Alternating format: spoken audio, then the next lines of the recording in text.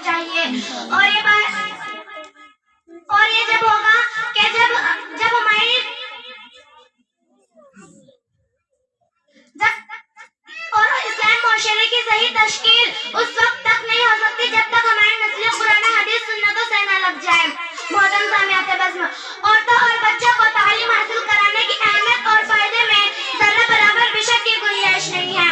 اور یہ بات یاد رکھیں کہ کیونکہ اپنے بچوں اور بچیوں کو تہذیب و اخلاق انسانیت ایک یافتہ عورت سکھا سکتی ہے، وہ ان پڑھ اور تعلیم سے دور عورت کبھی نہیں سکھا سکتی.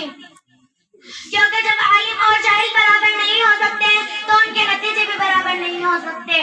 محترم سامعین بزم، یہ عورت اس ذات کا نام ہے جو بیٹی کی صورت میں ماں کے لیے جہنم سے رکاوٹ بن جاتی ہے اور بیوی کی صورت میں شوہر کی اطاعت کر کے خود ہی جنتی بن جاتی ہے.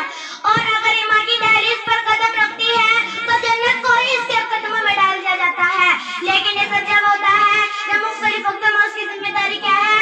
بہن کو پتا ہو کہ میری ذمہ داری کیا ہے، ماں کو پتا ہو کہ ماں کی ذمہ داری کیا ہے، بیوی کو معلوم ہو کہ ایک بیوی کی ذمہ داری کیا ہے. اسی طرح اپنی ذمہ داریوں کا احساس بغیر اس تعلیم کے ناممکن ہے. کیونکہ تعلیم جتنی مردوں کے لیے ضروری ہے اتنی ہی عورتوں کے لیے، بلکہ اگر کہا جائے گا کہ مردوں سے زیادہ عورتوں کے لیے ضروری ہے تو یہ غلط نہ ہوگا. محترم سامعین بزم، ماں کی گود بچے کے لیے پہلا مدرسہ ہوتی ہے. اگر وہ درست نہیں تو پاک بننے کھونے بھی بچے پر کوئی اچھا اثر نہیں ڈال سکتا.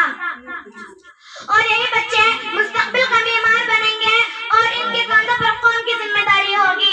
اس لیے ہم ماں کے لیے ضروری ہے کہ اس کے اندر تعلیم و تربیت بھری ہوئی ہو.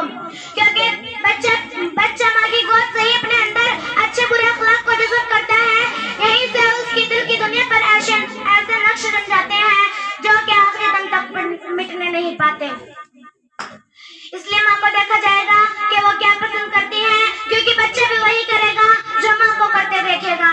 اس لیے ہر عورتوں کے لیے ضروری ہے کہ وہ تعلیم بہت ضروری ہے. کیونکہ ہمیں چاہیے کہ ہم بھی اور ہمارے بچے بھی تعلیم کے میدان میں سب سے آگے ہو. اللہ تعالیٰ ہم سب کو عمل کی توفیق عطا فرمائے. آمین. وآخر دعوانا الحمدللہ رب العالمین.